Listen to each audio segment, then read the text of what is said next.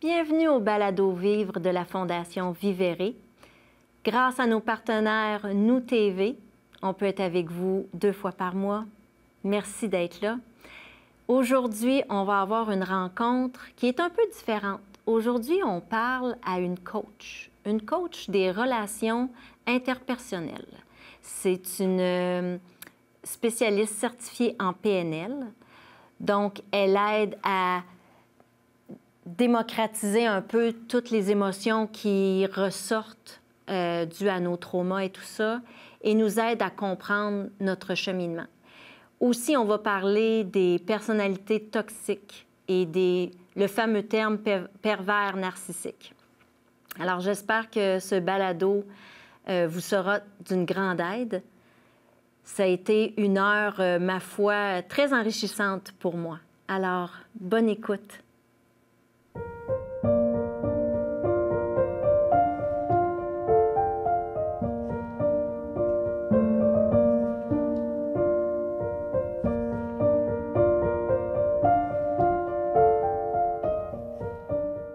Bonjour Judith, comment vas-tu? Je vais super bien, toi? Je vais super bien. Merci d'avoir accepté l'invitation. Écoute, Judith Lompré, je t'ai découverte sur TikTok. Tout de suite, ça a été... Écoute, j'ai tout regardé tes vidéos, accro ben raide.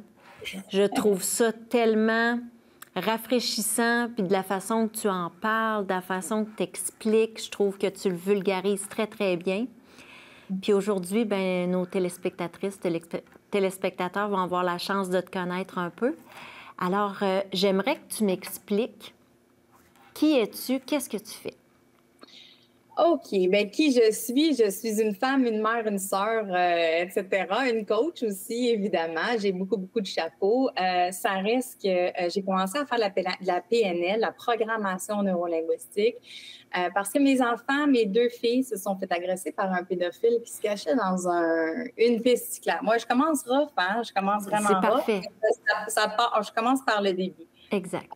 J'avais commencé un cheminement, évidemment, en croissance personnelle lorsque j'ai eu une séparation très, très difficile avec quelqu'un de quand même spécial, on y reviendra.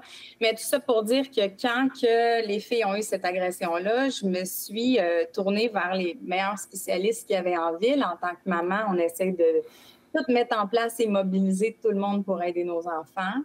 Et puis, c'est ce que j'ai fait. Puis, j'ai réalisé qu'à travers tout ça, mes filles avaient besoin d'un soutien 24 heures sur 24 parce que là, ils étaient dans l'anxiété généralisée et j'avais aucun outil, à part certains que j'avais récupérés lors de ma croissance personnelle due à une séparation.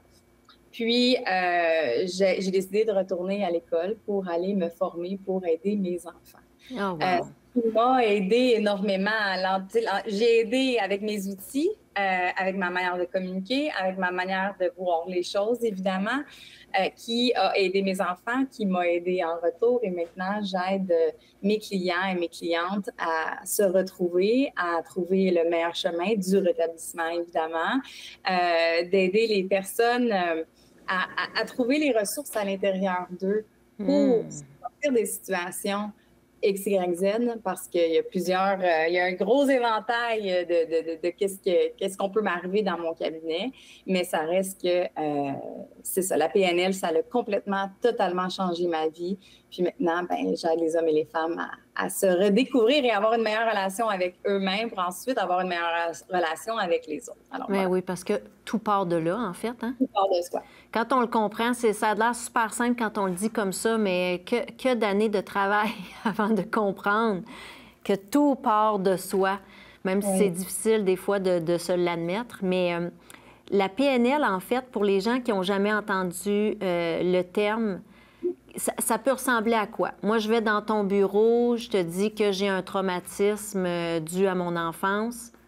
Comment on travaille ça? Tout dépend justement des traumatismes. Tu sais, comme la psychologue, tout dépend de la situation. Ça peut être un petit traumatisme comme un gros traumatisme. Je ne traite pas aucun traumatisme. Je vais aider ma cliente ou mon client de mobiliser qu'est-ce qu'elle est capable en ce moment de faire dans le moment présent et dans le futur. On est beaucoup dans l'action, on est beaucoup dans le moment concret. On n'ira pas dans le passé puis revivre les moments du passé pour aller les déloger. Ça, c'est la job d'un psychologue. Ouais. On est beaucoup plus dans le concret, on est plus dans le aujourd'hui. Qu'est-ce que je peux faire aujourd'hui? C'est comme je dis tout le temps, le psychologue, il va te faire jouer dans tes petites pots de merde. Je m'excuse mon langage. Oui, c'est parfait. C'est vraiment ça, c'est les petits pots qu'on traîne à travers nos blessures, à travers nos traumas, nos deuils, tout ça. Puis le psychologue, qu'est-ce qu'il va te faire? C'est qu'il va te faire jouer dedans jusqu'à temps qu'il n'y ait plus rien. Mais la PNL, c'est pas vraiment ça. On va en prendre conscience, on va changer notre perception du passé, voir justement, par exemple, dans le trauma que tu as vécu, comment tu en es sorti de ce trauma-là. Mm-hmm. Moi, dans mon cabinet, tu t'en es sorti de ce trauma-là. Tu as développé des capacités ou des qualités qui t'ont permis d'être qui tu es aujourd'hui. Fait que c'est d'aller mettre en lumière tout ce que ça t'a apporté. Je vais te donner un exemple. Oui. Ma fille, les filles, quand elles se sont fait agresser, c'était les dernières victimes. Le suspect était rendu à 17 victimes. Puis, l'affaire, c'est que, bon, tout ça pour dire qu'il a été arrêté, il a eu son procès et tout le kit. Puis, la police m'a appelé pour me poser la question si je voulais récupérer les effets personnels des filles. Parce que quand il y a une enquête, ben c'est le linge, c'est tout ce qu'ils peuvent prendre sur le lieu du crime pour avoir le plus d'indices possible. Fait qu'ils m'ont demandé voir ce que je faisais avec ça. Fait que j'étais allée évidemment chercher les effets personnels des filles pour venir à la maison, puis je pose à ma fille, la plus vieille, celle qui a eu l'agression, j'ai posé la question, qu'est-ce que tu veux que je fasse avec tout ça? Elle m'a dit, mets aux poubelles. Ma deuxième, ma plus jeune, qui, elle, a essayé de sauver sa sœur, de défendre sa sœur, a lancé une de ses sandales qui a fait tomber la casquette du suspect par terre. La police ne peut pas me dire si c'est vraiment la casquette qui a fait avancer le dossier, parce qu'il y avait 17 victimes, mais tout ça pour dire que dans sa petite tête à elle, du haut de ses 11 ans, je lui ai dit, qu'est-ce que je fais avec les effets personnels? Puis elle m'a dit, tu sais quoi, maman? Elle dit, garde la sandale, parce que je vais toujours me rappeler que j'ai été capable de mettre un pédophile en prison. Oh, wow, j'ai des frissons. La force qu'elle a eue pour mettre un pédophile, c'est ça la PNL. Ouais. C'est de faire, ben tu sais quoi, oui, il m'est arrivé X, Y, Z, mais par contre, je m'en ai sortie de ça. J'ai une force à l'intérieur de moi que personne ne peut m'enlever. Fait que c'est la vision, c'est changer la perception pour voir qu'est-ce que tu as appris dans la situation. Qu'est-ce que ça t'a permis de développer comme qualité? Puis ça l'allège tellement les traumas. Fait que on traite pas le trauma, on n'ira pas jouer dedans, on va changer la perception du passé pour avancer plus légèrement, puis en conscience de tout ce que ça t'a apporté. J'appelle ça des cadeaux mal emballés. Oui.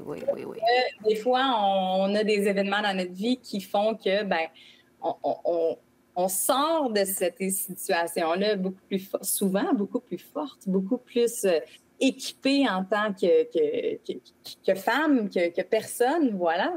Fait que c'est un peu ce que je fais comme métier. Voilà. Wow! Bien, écoute, je suis vraiment contente parce que j'avais déjà entendu parler de la PNL et tout ça. On a reçu quelqu'un ici qui faisait de EFT, mais j'adore ça. J'adore ça, cette idée de prendre quelque chose puis d'aller sans avoir à le revivre. Parce que moi, dans ma déprogrammation, j'ai beaucoup eu à revivre mes traumas. Alors, de savoir que dans notre coffre à outils, on peut rajouter quelque chose qui ne va pas nécessairement aller nous faire recreuser là-dedans puis revivre le mal-être qu'on a vécu, mais de le comprendre et de changer la vision générale et d'en ressortir gagnant avec ça, j'adore ça. Oui. Vraiment. Puis à la Fondation Vivere, on tend la main aux femmes qui vivent des épreuves, peu importe l'épreuve. C'est-à-dire que quand elles nous appellent et qu'elles ont besoin d'être envoyées à des professionnels qui existent déjà, comme toi, par exemple, bien, nous, on a un bottin de toutes les aides possibles, puis on essaie d'en découvrir des nouvelles, des alternatives et tout ça. Et je trouvais très pertinent de t'inviter justement parce que je veux que tu fasses partie de notre coffre à outils puis que les femmes puissent avoir accès à des services de PNL et de savoir c'est quoi. Et aussi de pouvoir faire probablement un premier contact avec toi puis de te connaître. Et pour te connaître un peu plus, la Fondation Vivere est une déclinaison de 3 mots, qui est vivre, vérité et rétablissement. J'aimerais savoir pour toi ce que représente le mot vivre. Je me suis fait une petite note parce que c'est des mots très, très importants. Dans mon dictionnaire à moi, je dis tout le temps, on a chacun notre dictionnaire de mots, puis on a chacun notre définition. Puis pour moi, vivre, c'est un mot super puissant qui, beaucoup d'entre nous, le font peu. Ne vivre pas. On est beaucoup en mode survivre au lieu de vivre pleinement.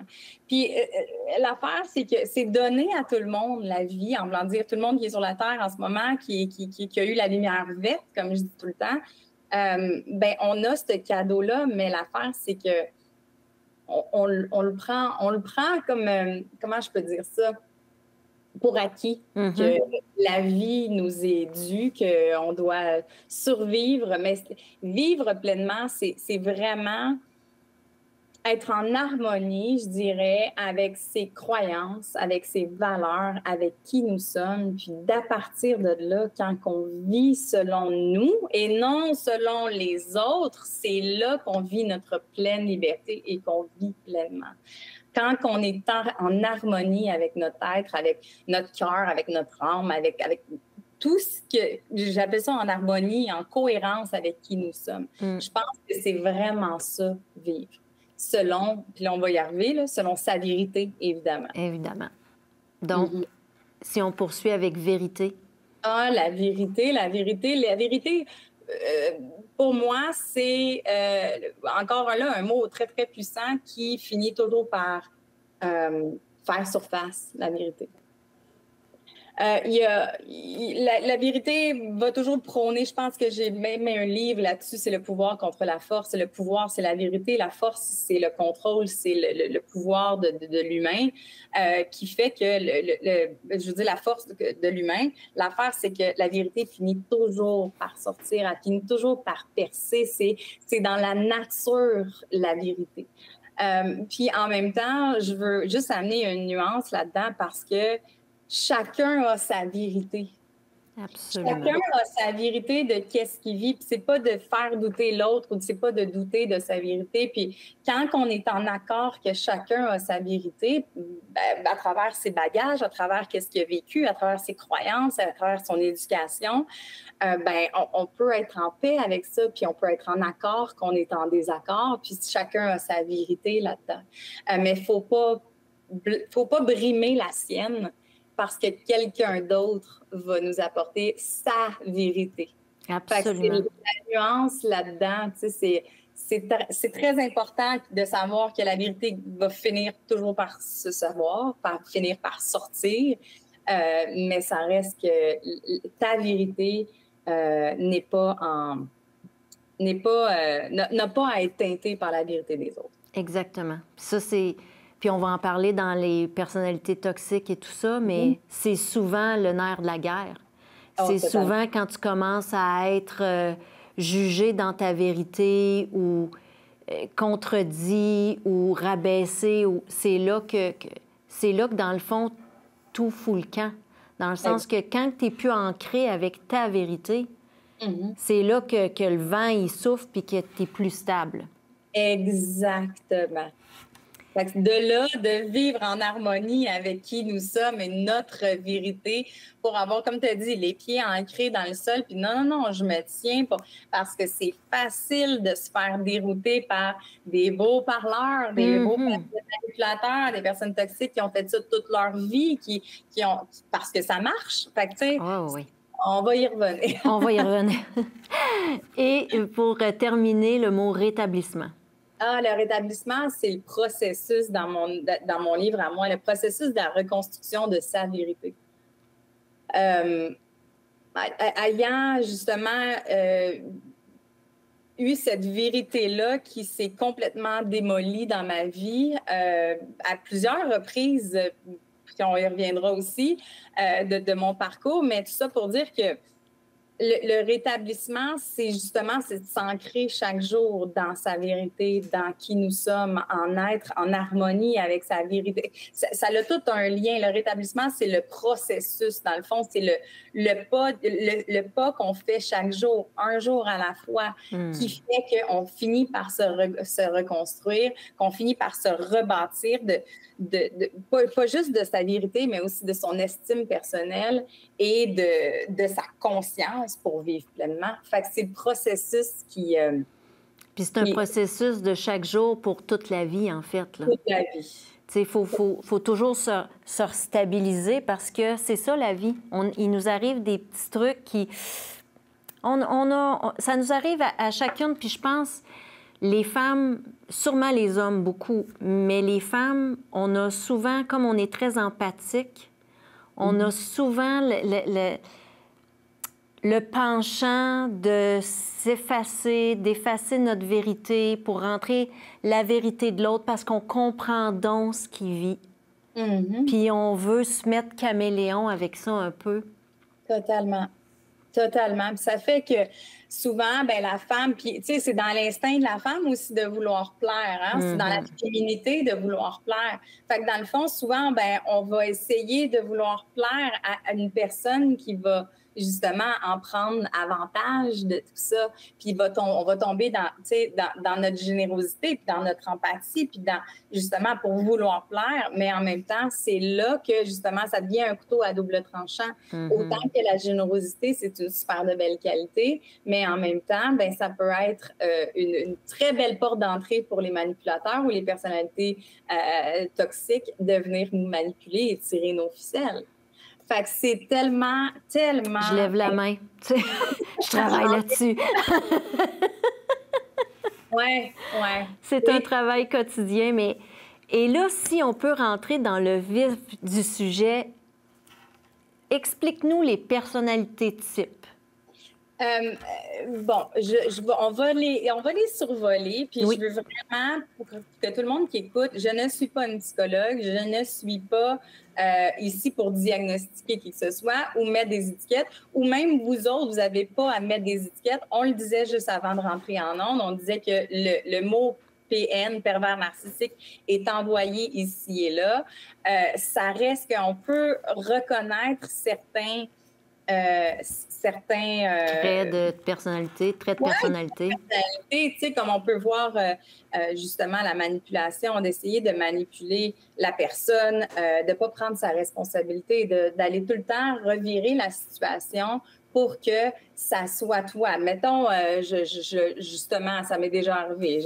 J'attrape mon conjoint à me tromper et qui finit par me dire que c'est de ma faute parce que je suis pas disponible, parce que je suis trop occupée, puis que je suis ça, puis je prends pas assez de moi, puis pas assez bien de moi, donc il n'y a plus d'intérêt envers moi. Fait que c'est de ma faute s'il va voir ailleurs. Ah, ben oui, bravo. Ça finit que, ben là, je me sens mal, puis que là, ouais, ben c'est peut-être vrai, tu vois, là on revient à la vérité. On vient à là, je doute de ma réalité, je doute de ma vérité. Puis c'est ça, de jamais prendre responsabilité de ses actions. Quelqu'un qui va être très, très dans la victimisation, j'appelle ça dans la victimisation, en voulant dire, pauvre de moi, c'est toujours à moi que ça arrive, puis c'est jamais de ma faute, c'est tout le monde qui n'est pas correct, c'est moi qui ai raison, tout le monde a tort. Fait que ça, c'est un autre trait qui fait qu'on est dans la personnalité toxique. Il y a les mensonges, les petits, les grands, évidemment, qui vont faire qu'à un moment donné aussi, ça va nous faire douter de notre réalité. L'omission aussi. L'omission. Tu sais, il y en a qui mentent en ne parlant pas. Ah, totalement. Tu sais, moi, je me suis déjà fait dire la phrase « ben je pouvais pas t'en parler ». Oui. Oui, mais là, c'est parce que c'était très important. Tu sais, il y a comme plein de choses aussi qui ne sont pas dites. Puis à partir de ce moment-là, moi, je considère ça comme des mensonges. Tu sais, puis souvent, j'en parle avec mon conjoint. Nous, les mensonges par omission, c'est non. Parce que de toute façon, tout finit par se savoir. En effet. Puis c'est là que ça fait mal. Exactement. Oui, en effet, les non-dits, les ah ben tu sais, je pouvais pas t'en parler, je voulais pas te blesser, je voulais pas tu sais qu'on se chicane pour ça, c'est pas important, nanana. Ben ça aussi, tu sais, ça rentre dans les mensonges. De me cacher la vérité, c'est une forme de mensonge. Tu sais. Exact. Là, on revient aussi au trait, je dirais, manque d'empathie, manque de compréhension de la personne, des émotions de la personne ne sont pas validées. Les émotions, ben non, tu réagis pour absolument rien. Tu sais, il y a tout ce dialogue-là qui fait que, ben c'est encore là, c'est toujours de la faute de l'autre. C'est jamais la responsabilité de... Puis, tu sais, il y en a plein parce que l'affaire, c'est que... Puis, en passant, je ne sais pas si tu l'as lu, les gens qui tirent vos ficelles. Oui. Très, très bon livre qui est très intéressant sur le sujet des manipulateurs. Il y a un éventail de traits de personnalité. Je pense qu'on n'a pas assez d'une heure pour toutes les évaluer puis les nommer. L'affaire, c'est que justement, dans ma pratique, ben, je ne pratique pas avec les manipulateurs ou les personnalités toxiques ou les PN. Non. Je vais voir la victime. Exact. Et de reconnaître dans mon cas à moi, c'est de plus de reconnaître c'est quoi les indices que tu ressens qui pourraient te déterminer que tu es dans une relation toxique avec un pervers narcissique, avec un codépendant, avec un passif-agressif, avec un colérique, un hystérique, un narcissique. On peut toutes les nommer, les espèces de... Bon. Mais dans le fond, c'est d'évaluer à l'intérieur de toi, est-ce que tu te sens prise dans la relation? Est-ce que si je te dis, est-ce que tu te sens prise, ça veut dire qu'il te fait choisir entre deux options, mais les deux options, tu es foutu. Les deux, c'est pas des bons choix. Si tu fais une chose, il va t'en vouloir, puis si tu fais l'autre chose, il va t'en vouloir aussi, il va te réprimander d'autres choses. Fait qu'est-ce que tu te sens pris là-dedans? Est-ce que tu es sous le contrôle d'une personne? Est-ce que tu as de la difficulté à aller parler à tes proches de qu'est-ce qui se passe dans ta relation? Souvent, la honte monte. C'est le premier sentiment qui nous hante. Puis en fait, c'est que on veut pas être des victimes. On veut pas aller en parler. On veut pas casser les oreilles à personne avec ça. Fait qu'à ce moment-là, qu'est-ce qu'on fait? On va parler à un thérapeute ou à quelqu'un qui peut nous aider. Parce que l'affaire, c'est que, en tout cas dans ma situation à moi, si je m'étais revirée vers des personnes de mon entourage, personne ne m'aurait cru. Personne ne m'aurait cru. Tout le monde aurait douté de ma vérité parce que cette personne-là avait une manière de monter son spectacle, mais derrière les rideaux, c'était carrément autre chose. Mais personne ne m'aurait cru. Personne. Ben non, ils ont un talent incroyable. Ouais. Parce qu'ils sont aimés de tous. Ils sont aimés de tous, mais c'est un Oscar. Ça mérite un Oscar. Totalement. C'est incroyable, c'est incroyable. Puis c'est quand tu te réveilles d'avoir vécu ça, puis que tu te dis, hey, comment ça se fait que je me suis fait avoir? Il me semble que c'est quand les rideaux sont fermés, c'est flagrant, mais quand ils sont devant le monde, ils ont l'air d'être les personnes les plus empathiques, les plus généreux, totalement, les plus ouverts d'esprit, ceux qui écoutent, qui sont dans la bienveillance. Puis tout d'un coup, tu as une conversation seule à seule avec cette personne-là, puis tu te rends compte que je me sens donc bien mal quand elle a fini de me parler. Totalement. Puis c'est ça qui est gros, puis on le vit en amour. J'ai des gens qui ont témoigné qu'ils vivent en affaires, dans le travail, puis en amitié. Puis c'est ce que je trouve le plus insidieux parce que Quand on est en amour avec une personne, on la voit tous les jours, en théorie. Tu es en couple avec quelqu'un, le comportement, ça recommence. Le cercle recommence assez fréquemment. Tu es capable de te faire un topo quand même, on va dire rapidement, mais bon, selon les experts et les acteurs en chef, ça prend plus ou moins de temps. Ouais. Mais en amitié puis au travail, je trouve ça difficile. Totalement. Je trouve ça difficile de saisir. De saisir la toxicité, dans le fond, de la relation, qui est souvent... Mais tu sais, ça va pas... C'est graduel, hein? C'est pas tu vas te faire une amie puis tu vas dire « Oh mon Dieu, cette personne-là est toxique. » Ben non. Ben non. Elle va vraiment aller t'amener dans un sentiment de confiance, un sentiment aussi de dépendance. J'ai besoin de toi. L'affaire, c'est que souvent, en amitié, tu sais, ça va créer une espèce de dépendance une envers l'autre qui va faire que, bien, à un moment donné, il va y avoir quelqu'un qui va avoir une espèce d'emprise sur l'autre. Fait que c'est vraiment intéressant de le voir en amitié, puis c'est très, très dur aussi de s'en défaire. Tu sais, puis il y en a en amitié, il y en a au travail, il y en a aussi dans nos familles. Ça peut être un parent, ça peut être un enfant aussi qui vient nous manipuler, qui vient créer cette tension-là. Mais ça reste que, tu sais, est-ce que tu es bien dans la relation? Est-ce que c'est en harmonie avec qui tu es? Tu sais, de là à revenir avec l'harmonie de mes croyances, de qui je suis, de...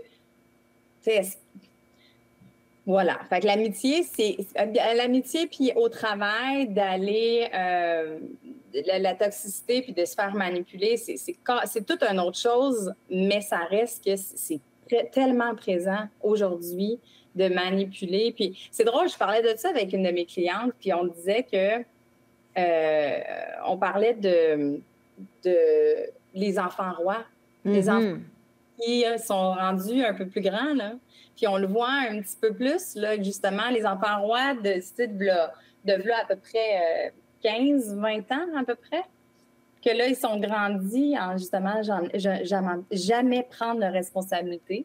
C'est moi le meilleur, c'est moi qui je mérite tout, mais là ça s'en va sur le marché du travail, ça se fait des amis, ça se fait des conjoints et des conjointes. Fait que tu sais, c'est aussi parce que ça part de là aussi, ça se vient souvent de l'enfance, la toxicité, tu sais, qui souvent que la personne a justement été quelqu'un d'un enfant roi qui a jamais pris qui a toujours eu qu'est-ce qu'il voulait. Puis l'autre, ben c'est quelqu'un qui a été négligé. C'est comme tellement deux extrêmes, ça fait le même résultat. Oui, ça fait le même résultat. C'est fou. Oui, quand même.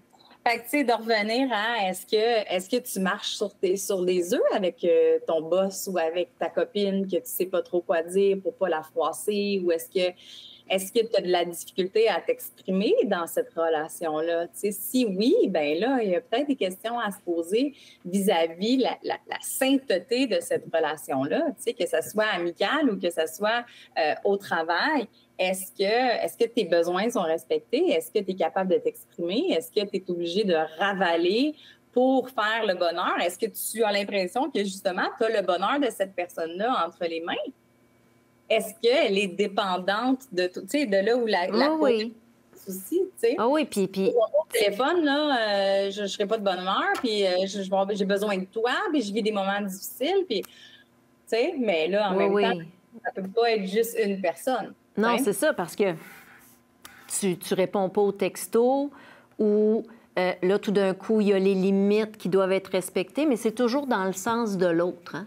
Exact. C'est toujours ça. Puis là, tu finis par justement plus savoir vraiment qui tu es, où est ta vérité. Puis là, tu te dis, bien, coudonc, c'est-tu moi qui est méchante, qui n'est pas assez empathique, que je ne suis pas assez bienveillante? C'est quoi? Tu sais, c'est parce qu'il y a toujours la phrase qui suit, ben moi, je te dis ça pour ton bien. Oh, wow. Je te dis ça pour que tu avances. Je te dis ça parce qu'on me l'a dit, puis je pense que c'est important que tu le saches. C'est là que je trouve ça, parce que quand tu es avec ton partenaire, tu peux juste décider, ben écoute, cette relation-là me convient pas. Mais quand ça fait plusieurs années que tu travailles à un endroit, que tu es ami avec une personne, ça n'a pas commencé les premiers mois, là. Puis là, tu as quand même... Tu sais, une amitié, souvent, c'est plus fort que l'amour, dans le sens où on se permet de se remettre à jour, puis de se dire, tu sais, on évolue, on n'est plus à la même place, on se parle différemment. Oui, c'est quasiment la fratrie, là. Ben oui, c'est ça, c'est ça. Fait que c'est là que c'est que je trouve ça insidieux, en fait, parce que je trouve que c'est les relations. Puis il y a une femme qui me disait qu'elle a vécu une peine d'amour amicale. Puis elle dit, je pense que ça a été plus dur que mon divorce. Puis aujourd'hui, elle se rend compte que finalement, c'était une amitié hyper toxique, mais c'était une amitié d'une 20aine d'années, là. Imagine. Imagine, 20 ans d'amitié avec une personne. Puis elle dit, bien, j'ai l'impression que je donnais tout, mais que je recevais que des reproches. Je n'étais jamais assez. Puis elle dit, aujourd'hui que j'ai... Ben c'est ça. Un autre red flag intérieur, pas extérieur, mais intérieur, de comment moi je me sens d'être jamais à la hauteur de tes attentes, que je vais toujours te décevoir en tant que personne, parce que si tu me donnes deux choix, ben des fois je suis pris entre ces deux choix-là, les deux je vais te décevoir. Exact. Puis le pire, c'est que tu te déçois toi-même. Exactement. Le pire, c'est que tu te déçois toi-même. Fait que si, mettons qu'on se dit 3-4 red flags, en général, dans une relation, peu importe, amicale, professionnelle, amoureuse, interpersonnelle, disons-le comme ça. Bien, moi, là, mon plus grand mot, là, ça serait, est-ce que je me sens prise? OK. Est-ce que je me sens prise dans la relation, en voulant dire, est-ce que j'ai un choix, est-ce que je suis capable d'être libre, de vivre pleinement, de décider de ne pas appeler cette personne-là, de décider de prendre une pause, est-ce que je suis capable de faire ça? Est-ce que je suis pleinement libre? Parce que, tu sais, une relation, que ce soit en amour, que ce soit même au travail, que ce soit amical, peu importe, même dans la fratrie, ben, je peux être moi-même. Je peux être qui je suis. C'est ça la vraie beauté. C'est pas je suis en relation avec toi, je dépends de toi, de tes attentes, de qu'est-ce que tu veux. Ça, c'est pas être libre, là. Ça, c'est vivre pour une autre personne. Puis, tu sais, on le dit comme ça, puis ça a l'air flagrant, puis simple. Mais dans la vraie vie, il faut vraiment se poser la question, parce que c'est des petits gestes. Tu sais, la personne ne va pas arriver puis t'envoyer un blast de négatif d'un coup, là, où là, les red flags vont apparaître. Ça, normalement, c'est vers la fin. C'est vers la fin où il n'y a plus nécessairement de barrières, de civilité, où là, tu fais comme, OK, là, c'est flagrant. Là, c'est comme le tsunami, je l'ai d'en face, là. Mais c'est toute ces petites accumulations. Puis je t'entendais dire dans un autre balado où tu disais, prenez une feuille, puis écrivez, puis notez-le sur 10. Je pense que... Ben écoute, je l'ai fait, ton truc. La personne ne passait pas du tout. Voilà. Mais c'est parce que c'est toutes des petites questions qu'on ne prend pas le temps de se poser. Tu sais, comment je me sens après avoir vu cette personne-là? Ça a l'air ridicule, mais je me l'étais jamais posé. C'était comme plusieurs jours plus tard, je me disais, pourquoi je me sens comme ça? Pourquoi je me sens tout le temps oppressée? Pourquoi j'ai de la difficulté à respirer? Tu sais, quand tu respires juste comme ça, là, je ne faisais pas de cause à effet. Je ne voyais pas le lien avec cette personne-là. C'est fou parce que c'est exactement ce que je parle depuis le début. Quand on a une émotion négative, que ça soit de la tristesse, de la colère, peu importe, une émotion négative, ça veut dire qu'il y a quelque chose à l'intérieur de moi qui ne fonctionne pas. C'est pas de le fuir, c'est pas de l'enterrer, d'essayer de ne pas le voir, de le masquer. C'est vraiment, si je ressens quelque chose, après justement avoir parlé avec cette personne-là, puis je me sens un peu tout croche, il y a quelque chose qui n'est pas en cohérence avec qui je suis, qu'est-ce que je crois, mes valeurs, mes comportements. Il y a quelque chose qui n'est pas en ligne avec moi. Fait que ça, c'est le premier red flag. Est-ce que je me sens pas à l'aise dans cette situation? Est-ce qu'il y a une émotion négative, que ce soit?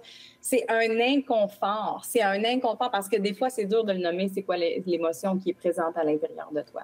Mais quand que tu sens un inconfort, puis il y a quelque chose qui est pas aligné, parce que quand on est aligné, on est bien. On est en paix d'esprit, on est heureux. Heureux, ça ne veut pas dire je claque des doigts puis que j'ai du fun. Ça veut dire que je suis juste bien avec moi-même. Exact. Mais quand il y a quelque chose qui est tout croche, il y a quelque chose qui n'est pas en cohérence avec moi puis que j'ai besoin d'aller le noter puis aller... Ça, c'est un des premiers red flags. Puis, tu sais, pour revenir à l'exercice, tu sais, juste pour mettre tes auditeurs en contexte, l'exercice que je demande de faire, c'est vraiment, souvent quand on est dans une relation toxique, c'est de se poser la question, c'est quoi une relation saine pour moi? C'est quoi les critères que j'ai besoin d'avoir pour avoir une relation saine? Est-ce que c'est de me faire respecter? Est-ce que c'est l'honnêteté? Est-ce que je me sens... comprise, peu importe c'est quoi qui est dans la relation, que ce soit amoureuse ou amicale.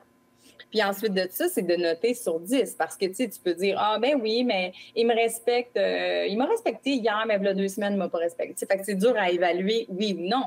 Mais si on le met sur 10 à peu près, puis si justement tu peux le mettre sur 100, si tu as 10 points ou peu importe, bien tu peux voir ta note de passage. Est-ce que c'est une note de passage qui fait ton affaire? Est-ce que tu veux rester dans la relation si tu as 60 ou tu as 55 Est-ce que ça l'allume des lumières à dire il y a quelque chose qui ne fonctionne pas? Puis la journée que tu vas arrêter de pogner sur ces manipulations-là, puis on appelle ça la méthode résistance, c'est de résister et non pas de tomber dans le panneau. C'est là souvent que les crochets des manipulateurs vont se décrocher. Quand que je n'aurai plus de réaction, quand je ne laisserai plus m'affecter, quand je vais décider de me choisir et de choisir ma vérité. Ils deviennent fous. Si tu veux voir... Si tu veux voir une personnalité toxique en pleine perte de ses moyens, tu l'ignores. Exactement. La spirale que ça va prendre, c'est... Tu as totalement raison. Puis ça, c'est super important, qu'est-ce qu'on est en train de dire, parce que, en effet, surtout quand j'ai des personnes qui vivent des relations semblables à ça, je leur fais toujours mettre des filets de sécurité avant qu'ils commencent à avoir une méthode de résistance. Parce que, justement, ça peut être dangereux d'avoir quelqu'un qui perd ses moyens. Est-ce que j'ai peur pour ma sécurité? Est-ce que j'ai des numéros à appeler? Est-ce que je peux me retrouver sans logement ou sans toit si je décide de me décrocher de cette personne-là? Fait qu'il faut que je mette en place mes filets de sécurité pour être sûre que ma sécurité, elle est bien, j'ai ma sécurité à travers ça. Ben oui, parce que ça va être la première étape du processus. Parce que souvent, c'est ça le problème, c'est que souvent, les femmes qui ne peuvent pas s'en sortir puis qui sont toujours en réaction, c'est parce qu'elles se sentent captives. Le jour où elles décident d'ignorer et d'arrêter, c'est parce que leur plan d'évasion est fait. Exactement. Il est fait. Fait que quand c'est fait, quand tu l'as analysé puis que tu sais où tu t'en vas, à partir de maintenant, tu dis, OK, je réagis plus, j'ignore, puis je fonce. Exact. Je fais ce que j'ai à faire. Puis ça, c'est... Écoute, c'est tellement... Ça m'a tellement paru imbécile comme truc, parce qu'il y a quelqu'un qui m'a dit, écoute, si tu veux voir sa vraie nature, l'ignorance. Pas longtemps, là. Tu vas voir, pas longtemps. 24-48 heures. Tu vas voir la vraie nature de la personne. Puis je me dis, ben voyons donc, impossible. Fait que c'est vraiment ça, mais il faut le savoir. C'est le genre de truc qu'il faut savoir parce que souvent, on est beaucoup dans la défensive. De se dire, tu sais, tu te fais dire, ah, c'est à cause de ton ego. C'est bon. On le sait que l'ego est un mal de société aussi. On le sait que ça nous affecte. Mais c'est pas la réponse à tout, là. Tu sais, quand tu réagis à quelque chose, c'est pas nécessairement ton ego qui est atteint. Des fois, c'est justement ta vérité. C'est pas... Puis c'est ça que la personne toxique nous fait croire. Fait que c'est vraiment particulier. Puis dans ma conférence, je le disais parce que j'ai déjà été une personne toxique. Puis ça fait très mal de le réaliser. Et mon mari m'a dit, je t'aime, mais je m'aime plus. Wow! Donc, je pars, travaille sur toi, puis on se reverra. Wow! Ouais. Alors, ça a été un 16 mois de reconstruction et de prendre conscience, justement, des travers que j'avais et puis de l'ego, quand on parle de l'ego. Donc, puis tu vois, même à ça, j'ai pas été capable d'en reconnaître d'autres. D'avoir été moi-même toxique. De reconnaître d'autres quoi? D'autres personnalités? D'autres personnalités toxiques. Fait que, tu sais, c'est... Là, tu es en train de me dire que tu l'as été, tu as été dans le rétablissement, puis ensuite de ça, est-ce que tu as été victime de personnalités toxiques? Oui. J'ai été victime de personnalités toxiques. Surtout, ça fait 21 ans que j'étais avec mon mari, parce que je suis revenue, je suis allée le rechercher après m'être guérie, là. Mais oui, j'ai dit, it's me, I'm the problem. C'était moi le problème, chérie, j'avoue. Please, s'il te plaît, reviens. Mais je l'ai vécu dans le travail, je l'ai vécu dans des organisations bénévoles. Tu sais, quand il y a beaucoup de gens... Qu'est-ce que tu dis? Parce que c'est comme si, mettons, parce que souvent, c'est le contraire. Souvent, on va être victime, puis ensuite de ça, on va le devenir, la personnalité toxique, parce qu'on se l'est fait vivre, puis on veut plus jamais que ça nous arrive. Donc, qu'est-ce qu'on fait? C'est qu'on va... Justement, on va être super égoïste, on va penser qu'à soi, on va mettre ses intérêts d'abord parce qu'on a tellement mis ses intérêts de côté pour l'autre personnalité toxique qui fait que c'est rendu nous la personnalité toxique. Mais tu vois, tu me prouves que c'est aussi, ça peut être le contraire. C'est que j'ai été toxique. Maintenant que je me suis guérie, ben j'ai peut-être tombé justement dans l'altruisme. Exact. Vu que j'ai été toxique, ben j'ai un peu de culpabilité qui fait que ben, je vais changer mes comportements. Je vais être encore plus au-devant des autres, mais encore là, quand on est beaucoup dans l'altruisme, souvent, les personnalités toxiques et les manipulateurs savent qu'ils vont pouvoir entrer à l'intérieur de nous et nous manipuler. Mais c'est ça. Puis c'est exactement ça, parce que tantôt, tu parlais de notre enfance. Donc, mon enfance a fait de moi une jeune adulte toxique, sur la défensive, puis qui était... Et là, j'ai pris conscience puis je me suis dit, OK, on peut tous changer. Je prends conscience de mes comportements et tout ça, je le change. Et après, j'ai toujours été dans l'analyse. Bon, j'ai eu tel comportement face à quelqu'un. Est-ce que j'aurais pu agir d'une autre façon? Est-ce que j'ai été trop égoïste? Est-ce que j'ai été... Fait que j'ai été une période beaucoup comme ça dans l'analyse de ce que je fais, parce que chercher l'équilibre, quand on dit le rétablissement, c'est ça aussi. Exact. Tu sais, retrouver mon équilibre dans ce que je suis, dans ma vraie vérité de la personne que je suis, sans être teintée par mes traumas d'enfance. aujourd'hui, quelle personne je veux être. Mhm. Donc, c'est là que ces personnalités-là sont rentrées dans ma reconstruction. Mhm. Où là, ben, je pense que j'étais pas assez stable, puis je les ai pas vus venir.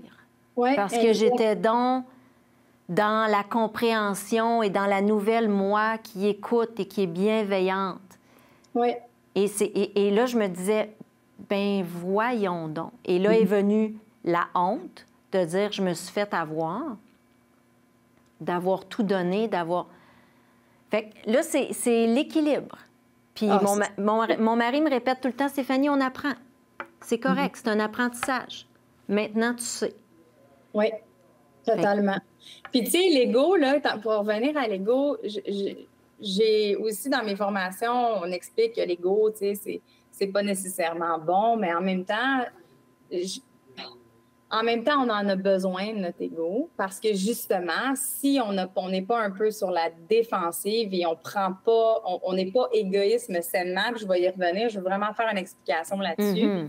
Égoïsme sain qui fait que, ben justement, si je suis juste bienveillance et générosité et je suis dans mon amour des autres et ma compréhension, ben je vais me faire manger à laine sur le dos. Puis du même côté, tu sais, c'est souvent le yin et le yang, comme je prends comme image, bien, le blanc, c'est ma partie lumière, c'est ma partie de mon âme, c'est ma bienveillance, mon amour, toute la beauté de mon âme. Mais j'ai besoin d'avoir un point noir à l'intérieur parce que j'ai mes limites, puis il faut que je dise non, parce que sinon, le monde, ils vont abuser de moi. La même chose dans le côté noir. Dans le côté noir, c'est mon ego, c'est mon côté dark, c'est mes peurs, c'est mes craintes, c'est aussi mon feu que j'ai d'être meilleur tous les jours. Je peux pas l'éteindre, ça, mais je peux le faire travailler pour moi, par exemple. J'ai besoin d'un point blanc. Puis au lieu d'être drivé par l'ego, c'est comment que je peux dealer avec cet ego-là pour faire travailler mon âme, pour faire travailler mon ego pour mon âme, comment que je peux l'avoir comme... Parce que c'est un moteur, l'ego. On peut incroyable. Pas c'est un moteur incroyable. Moi, mes plus grandes réussites... Par de l'ego. Par de l'ego, parce qu'on m'a dit, tu ne seras pas capable. Ben oui, ben c'est ça. Fait que c'est comme si je coach aussi des athlètes. Si, mettons, ma nageuse, justement, qui s'en va aux Olympiques, puis qu'elle, j'y enlève l'ego, puis je dis non, que t'es juste bonheur et il faut que tu attires les ondes positives et tout le kit, ben elle va nager, puis elle va être comme peace, elle n'atteindra pas son objectif. Il faut qu'elle ait ce feu-là, mais c'est justement, c'est comme l'équilibre entre l'ego et mon âme.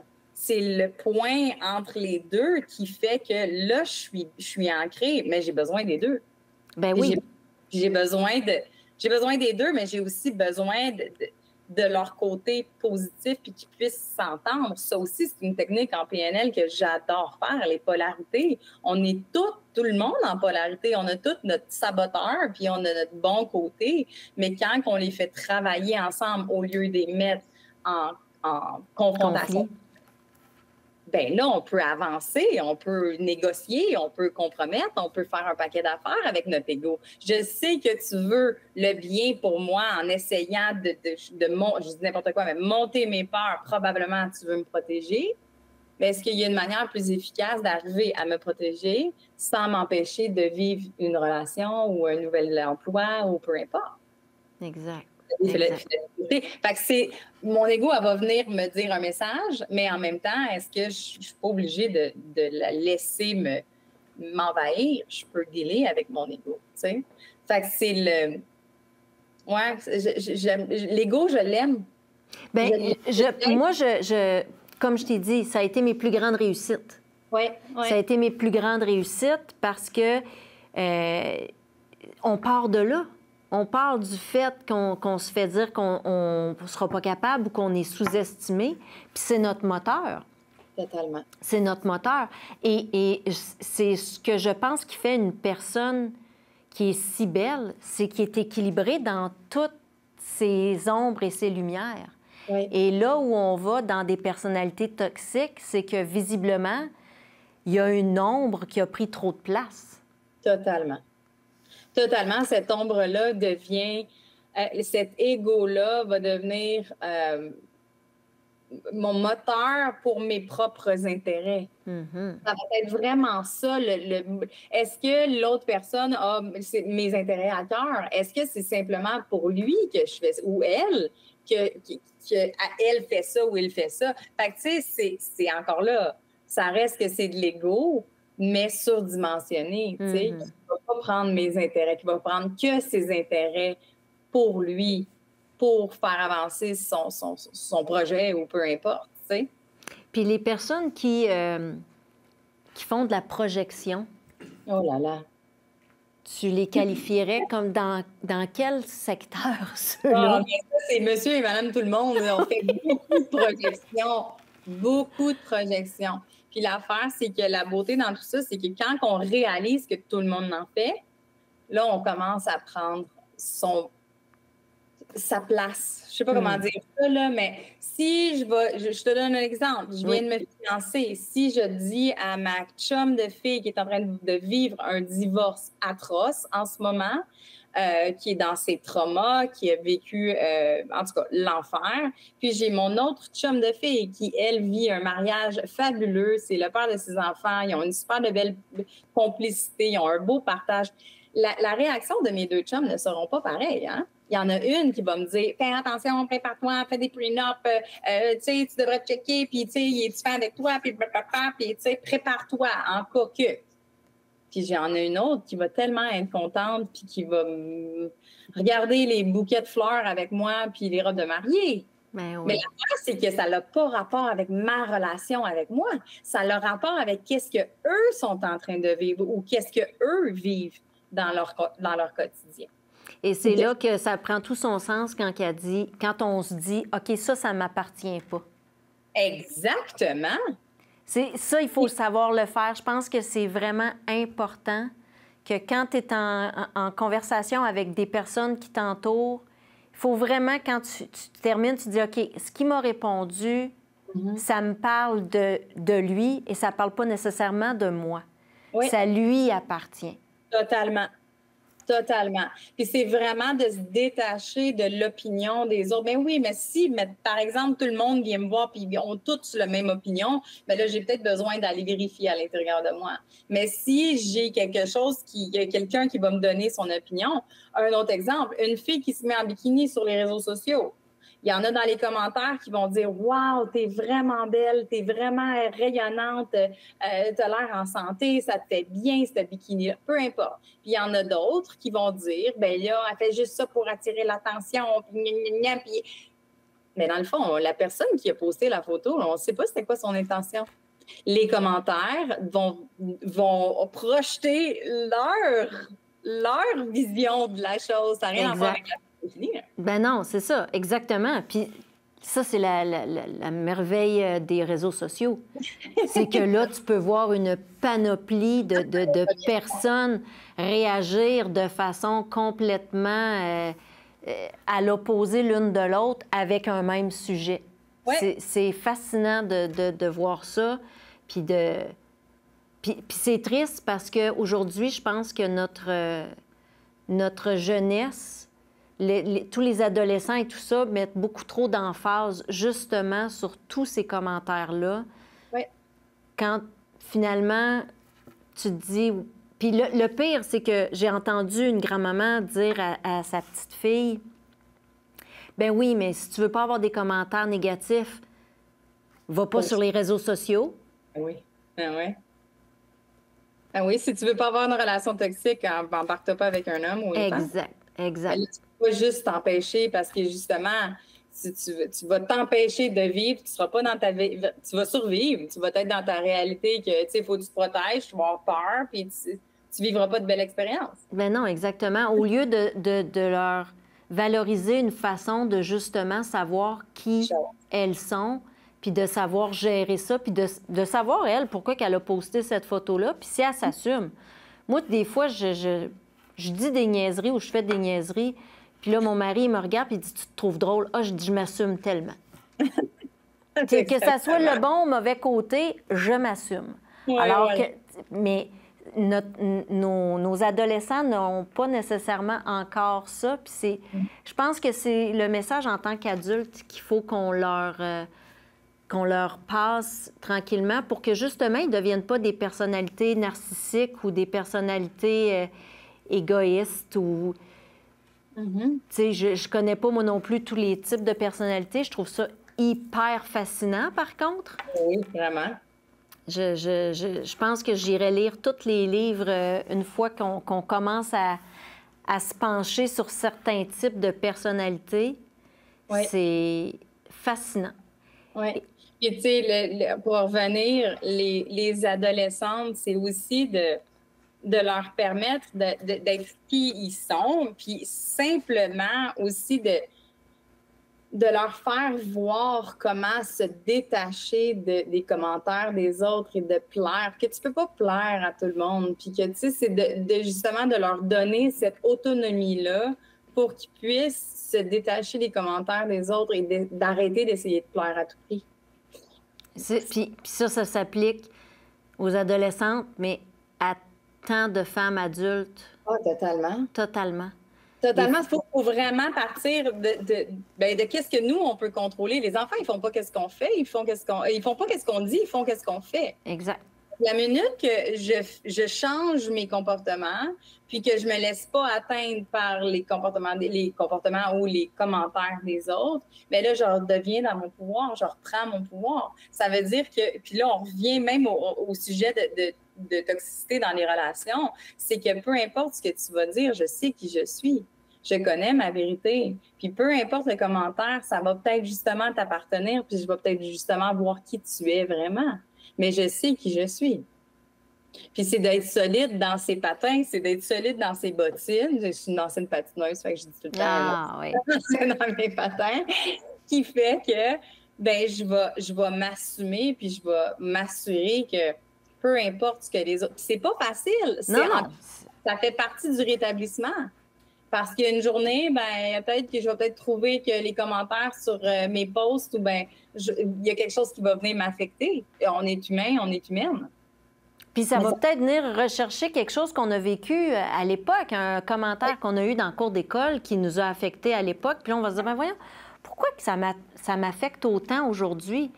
C'est pas aujourd'hui, c'est ça. Puis c'est là, je pense aussi que le PNL vient t'allumer sur ça. Pourquoi tu réagis autant aujourd'hui, maintenant que tu sais qui tu es, quelle femme tu es, comment tes bases sont solides? Pourquoi qu'il y a quelqu'un en arrière de son clavier peut te rendre si mal et te faire être triste? C'est souvent quand on a vécu quelque chose, soit dans une relation, que ça nous fait penser à nos parents, ou une ancienne relation où ce qu'on a eu une espèce de trauma ou une blessure ou une souffrance. Fait que l'affaire, c'est que si je répète encore les mêmes comportements ou ça va venir me chercher, ben l'affaire, c'est pas de blâmer l'autre personne, c'est qu'il faut que j'aille voir à l'intérieur de moi, c'est quoi en moi que ça fait réagir. Je donne tout le temps à mes clients comme exemple, si tu pognes un trou avec ta voiture puis ton pneu dégonfle, il y a une lumière dans ton dash qui va allumer puis qui va dire que tu perds de l'air dans ton pneu. Mais si tu arrives au pneu puis tu vois le trou puis tu commences à maudire après le trou puis que ça te mettra pas plus d'air dans ton pneu. Absolument pas, ouais. Zéro open bar. Mais il faut que tu te prennes en charge, il faut que tu ailles sur le côté, il faut que tu t'occupes de ton pneu. Si tu veux aller patcher le trou, tu iras patcher le trou ou bien tu mettras un cône ou whatever. Mais ça reste que là, tu as de l'air qui perd. Là. Fait qu'il faut que tu règles ça. Il faut que tu règles ce problème-là à l'intérieur de toi. Ou si ton moteur est chaud. Si tu regardes la lumière et tu dis « Oh non, non, non, mon moteur est chaud, je veux rien savoir. Je continue. » Et qu'est-ce qui va arriver si tu continues avec la lumière du check engine? Bien, ton moteur va sauter. Exact. Puis tu vas être complètement arrêté. Il faut aller voir à l'intérieur de soi pour voir qu'est-ce qui nous met en réaction. C'est là qu'on peut aller guérir nos blessures du passé pour arrêter d'être en réaction. Exact. Hey, ça fait déjà 1 heure, peux-tu croire? On pourrait en continuer. Je pense que tu vas revenir. Parce que c'est trop intéressant. Merci infiniment, Judith. On peut te retrouver. Tu as un site Internet, tu es sur TikTok. sur Oui, YouTube? j'ai Go Rendez-vous aussi pour prendre rendez-vous avec moi. Je suis en train de mettre en place aussi des appels et des textos qu'on va pouvoir me répondre justement, que je vais pouvoir répondre dans des situations d'urgence. On est vraiment en train de développer des beaux outils à travers juste à travers mon coaching. Et puis, vous pouvez trouver mes coordonnées sur mon TikTok, sur mon Instagram, sur mon Facebook, Judith Lompré. Vous allez me trouver un petit peu partout. Si vous faites juste Google, vous allez me trouver. Go Rendez-vous, c'est la meilleure manière pour prendre rendez-vous avec moi. Sinon, ben, vous pouvez me texter ou m'écrire un beau courriel. Merveilleux. Ben merci. Moi, je te dis que je vais t'ajouter sur notre site Internet comme nos coups de cœur. Oh, merci, c'est gentil. Vraiment, vraiment, vraiment. Puis j'espère que les femmes vont prendre le temps de communiquer avec toi parce que je trouve que c'est un beau cadeau qu'on se fait d'aller s'ouvrir nos lumières puis de réaliser qu'on a un check engine d'allumé. Ah oui, tellement. Puis c'est de guérir nos blessures pour avoir une meilleure relation avec nous-mêmes, puis ensuite avoir des meilleures relations avec les autres. Tout part de soi, tout part de soi. Exactement. Merci infiniment. Alors, je vous remercie à vous toutes d'avoir été avec nous. J'espère que vous avez aimé le balado Vivre de cette semaine. Vous pouvez aller sur notre site Internet, dans nos pages Facebook, Instagram, TikTok. Il y a aussi les aides disponibles qui sont bien énumérées sur notre site. Il y a la boutique en ligne parce que vous savez qu'on est une fondation. On a besoin de vous, on a besoin de dons. Alors, merci, puis je vous dis à bientôt. Et n'oubliez pas qu'il n'est jamais trop tard pour commencer à vivre.